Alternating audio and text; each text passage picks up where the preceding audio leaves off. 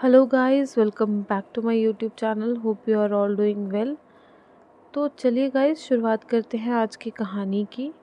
महाराष्ट्र से मुंबई से अहमदाबाद जाने वाले हाईवे पे एक शहर पड़ता है, पालघर। पालघर के मनोहर इलाके में 3 फरवरी 2022 को शाम तकरीबन 5:30 बजे के करीब एक आदमी हाईवे के पास बहने वाले नाले में 2 पाइपों के बीच एक लाश को फंसी देखता है। ये लाश बहुत हद तक सड़ चुकी थी। इससे बेहद गंदी स्मेल आ रही थी। वो पुलिस को इन्फॉर्म करता है और कुछ ही समय में पालघर पुलिस भी वहाँ पहुँच जाती है। इंस्पेक्टर विष्णु अपनी सारी टीम के साथ वहाँ पहुँचते हैं और उस लाश को नाले से बाहर निकालते हैं। पहली ही नज़र में देखने से लग रहा था कि लाश पर किसी ने चाकुओं से बहुत वार किए हैं और चेहरे पे भी कोई भारी चीज़ मारी है, जिस वजह से चेहरा पूरा बिगड़ चुका था और तकरीबन आधी बॉडी को तो मछलियाँ वगैरह खा चुकी थी। कंडीशन देखने से लग रहा था कि लाश काफ़ी दिनों से पानी में थी, क्योंकि काफ़ी सड़ चुकी थी। कद काठी और कपड़े देखकर ये तो मालूम चल रहा था कि ये लाश किसी नौजवान लड़की की है। खबर मिलने पर एचडीपीओ नीता पडवानी भी मौके पर पहुंचती हैं। क्राइम टीम, फोरेंसिक टीम सभी मौके पर पहुंचते हैं। फोरेंसिक टीम सभी आसपास के फ़ोटोज़ और एविडेंस कलेक्ट करती है। पुलिस की टीम आसपास के लोगों से पूछती है ताकि कोई शायद इस लाश की पहचान कर सके, कुछ बता सके, पर पुलिस को कुछ नहीं पता चलता। आसपास के कोई भी लोग उस लड़की को नहीं पहचान पाते। लाश काफ़ी सड़ भी चुकी थी, कोई पहचान भी नहीं सकता था। उस लाश को पोस्टमार्टम के लिए भेजा जाता है। पुलिस आसपास से पता करती है कि क्या कोई लड़की गायब हुई है, पर ऐसी कोई भी रिपोर्ट नहीं थी जिससे पता चले कि कोई लड़की मिसिंग है या गायब है। अब ये लाश नेशनल हाईवे के पास से मिली थी, तो पुलिस को ये शक था कि शायद ये लड़की कहीं बाहर की हो और कोई इस लाश को यहाँ पर ठिकाने लगाकर चला गया हो। तो पूरी गुत्थी सुलझाने के लिए एक स्पेशल टीम बनाई जाती है, जिसमें इंस्पेक्टर विष्णु उसे हेड करते हैं। अब ये स्पेशल टीम मुंबई के सभी पुलिस स्टेशंस में ये इन्फॉर्मेशन पहुंचाती है कि क्या किसी लड़की की डेड बॉडी कोई लड़की मिसिंग है, या किसी लड़की की मिसिंग रिपोर्ट किसी पुलिस स्टेशन में है। और ये मेहनत पुलिस की रंग लाती है। एक दिन के अंदर अंदर ही पुलिस को मुंबई के सांता क्रूज पुलिस स्टेशन से ये इन्फॉर्मेशन मिलती है कि 10 दिन पहले एक लड़की मिसिंग हुई है। 28 साल की वो लड़की, जिसका नाम कैरोल था उर्फ पिंकी था। 24 जनवरी को वो अचानक से अपने घर से गायब हो गई थी। वो लड़की एक कॉल सेंटर पे काम कर। पुलिस जब कैरोल के घर पहुंचती है तो उसके घर पर उसकी बूढ़ी माँ कैथरीन और कुछ रिलेटिव्स थे। पुलिस उसकी माँ को लेकर पालघर पहुंचती है और उसे जे हॉस्पिटल की मॉर्चरी में उस बॉडी की शिनाख्त के लिए लेकर जाया जाता है। बॉडी इतनी गल चुकी थी कि उसकी माँ तक उसे पहचान नहीं पाई, परंतु उस बॉडी की कमर पर बने दिल और तितलियों के टैटू से उस लड़की की माँ ने उसे पहचान लिया। उसने बताया कि ऐसे ही सेम टैटूज़ उसकी बेटी कैरोल की बॉडी पर भी थे, और जब उसने वो टैटूज़ अपने एक दोस्त के कहने पर बनाए थे तो वो 2-3 दिन उनसे बहुत दर्द की वजह से परेशान रही। तो ये शिनाख्त हो चुकी थी कि वो बॉडी कैरोल की ही थी। अब इस ब्लाइंड केस में बॉडी की आइडेंटिफिकेशन तो हो चुकी थी। अब पुलिस को पूरा यकीन था कि वो इस हत्या के मामले को सॉल्व कर लेगी। पुलिस उसके बाद कैथरीन से और भी पूछताछ करती है। पूछताछ में पता चलता है कि कैरोल का 5 साल से एक 27 वर्षीय लड़के जैको के साथ अफेयर चल रहा था, जो कि मुंबई का ही रहने वाला था। और उसकी माँ को शक था कि कैरोल के खून के पीछे, कत्ल के पीछे जेको का ही हाथ है। बेशक वो लोग 5 साल से रिलेशनशिप में थे, पर पिछले कुछ महीनों से उनका रिश्ता अच्छा नहीं चल रहा था। 24 जनवरी को कैरोल अपने घर से स्कूटी पर निकली थी और उसने कहा था कि वो अपनी कुछ रिपोर्ट्स डॉक्टर को दिखाने जा रही है। उसके बाद वो घर नहीं लौटी।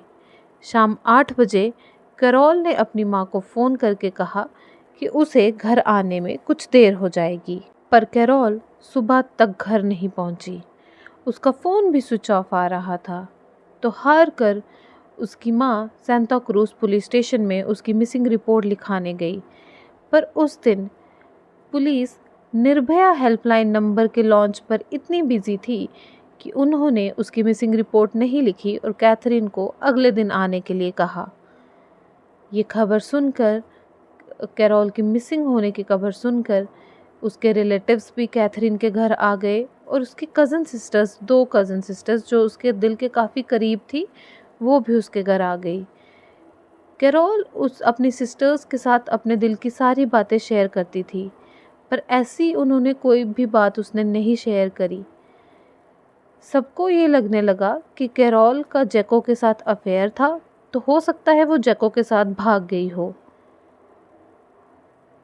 इसी चीज़ की आशंका पर कैथरीन और उसकी रिलेटिव्स ने कैरोल के कमरे की तलाशी ली। जब उन्होंने उसका कमरा चेक किया तो सभी सामान वैसा का वैसा ही पड़ा था। उसके कोई कपड़े मिसिंग नहीं थे, कोई चीज़ मिसिंग नहीं थी। तो इस बात का यकीन हो गया कि कैरोल घर से भागी नहीं है किसी के साथ। लेकिन छानबीन करते समय उन्हें एक डायरी में से एक 2 पन्नों का लेटर मिलता है, जो कैरोल ने जैको को लिखा था 2 दिन पहले, पर उसने अभी तक शायद वो जैको को दिया नहीं था। लेटर मिलने के बाद कैथरीन फिर पुलिस के पास जाती है और अपनी बच्ची की मिसिंग रिपोर्ट लिखवाती है और वो कहती है कि उसे शक जैको पर है। पुलिस का पूछना था क्यों?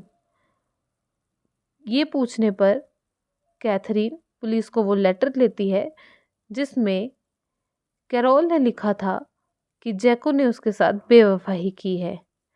अब पुलिस इन्वेस्टिगेशन के लिए जैको को पुलिस स्टेशन बुलाती है, पर पूछताछ में उन्हें ऐसा कुछ नहीं मिलता जिस पर उन्हें लगे कि जैको उस लड़की की मिसिंग होने के पीछे उसका हाथ था।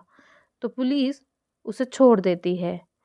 अब जब पालघर पुलिस दोबारा केस खंगालती है तो जैको को तो सांता क्रूज पुलिस ने पहले ही क्लीन चिट दे दी थी और केस से बाहर कर दिया था। तो जैको पर हाथ डालने से पहले पालघर पुलिस अपने तौर पर कुछ इन्वेस्टिगेशन करना स्टार्ट करती है। पुलिस घटनास्थल पर लगे सीसीटीवी कैमरास को खंगालना शुरू करती है, जहां से कैरोल की डेड बॉडी मिली थी। परंतु उस जगह के आसपास कोई भी सीसीटीवी कैमरा नहीं था। लेकिन वहां से 1 किलोमीटर दूरी पर, जहां से कैरोल के घर का रास्ता शुरू होता है मेन मार्केट से, वहां के कैमरास पुलिस खंगालती है। काफ़ी मेहनत करने के बाद पुलिस की ये कोशिश सफल होती है। पुलिस के हाथ कुछ फुटेजेस लगते हैं जिसमें कैरोल और जेको साथ साथ एक स्कूटी पर जाते दिख रहे थे। परंतु हैरानगी की बात ये थी कि हर एक फुटेज में एक बुलेट पर सवार लड़का उनके बिल्कुल साथ साथ चल रहा था।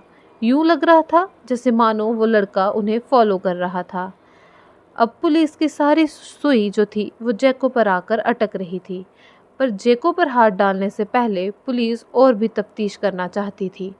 तो पुलिस ने पहले उनके मोबाइल डेटास को खंगाला और पुलिस का शक और भी पक्का हो गया जब जिस दिन कैरोल 24 जनवरी को गायब हुई है, उस दिन कैरोल के फ़ोन की और जेको के मोबाइल फ़ोन की लोकेशन सेम दिखाई पड़ रही थी। पालघर पुलिस ने जीको को अपनी हिरासत में लिया। उन्होंने उसे पालघर मार्केट के सीसीटीवी फुटेजेस दिखाए और उसके कॉल रिकॉर्ड्स भी दिखाए। पहले तो उसने आनाकानी की, पर थोड़ी सख्ताई के बाद ही उसने सारा सच उगल दिया। उसने कहा कि उसने कैरोल की हत्या उससे अपना पीछा छुड़ाने के लिए की थी। दरअसल कैरोल और जीको के बीच 2017 से ही एक अफेयर चल रहा था। शुरुआत में दोनों की दोस्ती मुलाकात एक दोस्त के ज़रिए से हुई थी। दोनों में दोस्ती हुई और फिर जल्द ही ये दोस्ती प्यार में बदल गई। कैरोल अपनी माता की इकलौती बेटी थी। उसके पिता की मौत उसके बचपन में ही हो गई थी। उसकी माता एक प्राइवेट कंपनी में जॉब करती थी और उन्होंने बहुत ही मेहनत से कैरोल को पढ़ाया लिखाया और बड़ा किया था। जबकि दूसरी ओर जेको एक मल्टीनेशनल कंपनी में जॉब करता था, लेकिन कोरोना महामारी के दौरान उसकी वो जॉब छूट चुकी थी और अब वो अपने पिता के केटरिंग बिजनेस में उनका हाथ बटा रहा था।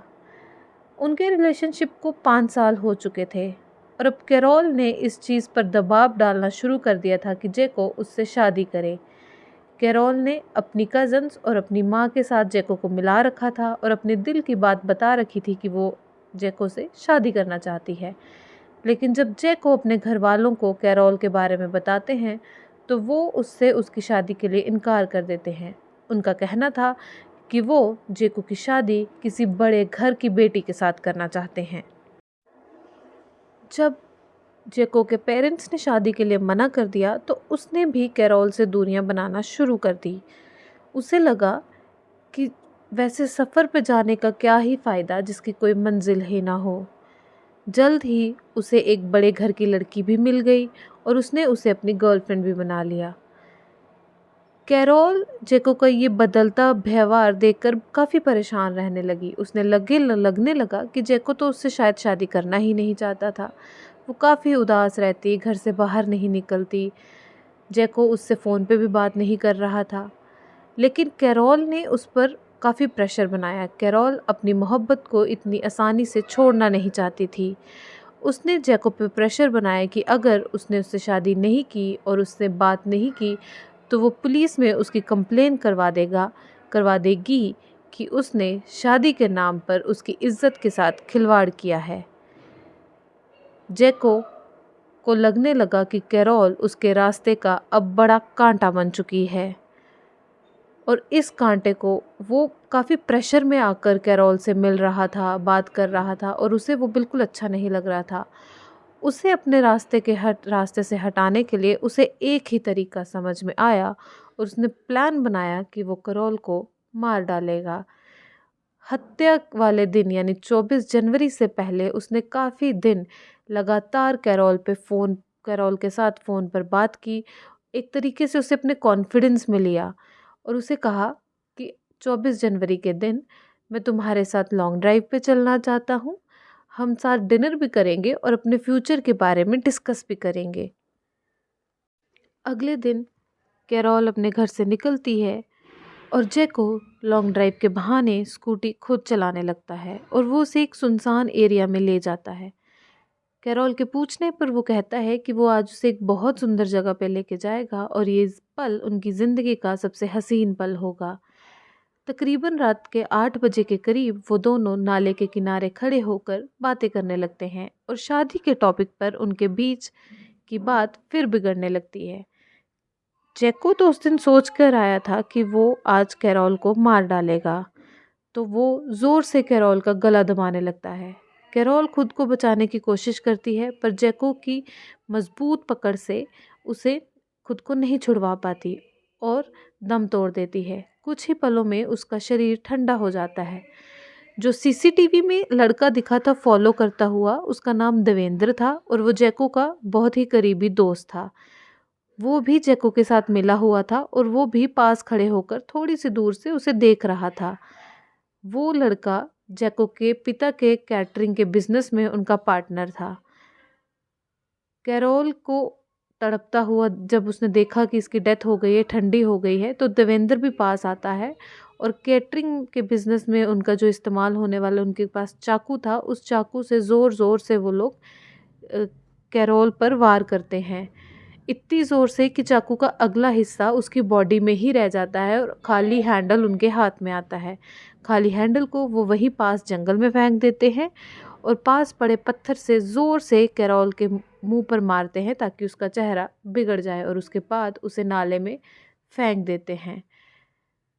पूरी पूछताछ के बाद पुलिस देवेंद्र को भी गिरफ्तार करती है और इन दोनों को गिरफ्तार कर पुलिस कोर्ट में पेश करती है। लोग कैंडल मार्च भी निकालते हैं ताकि कैरोल को इंसाफ दिया जाए। फिलहाल ये दोनों पुलिस की हिरासत में ही हैं। ये थी पूरी कहानी कैरोल की। अगर आपको कहानी अच्छी लगी हो तो हमारे चैनल को लाइक करें, अपने फ्रेंड्स एंड फैमिली के साथ शेयर भी करें और सब्सक्राइब भी करें हमारे चैनल को। Thank you very much.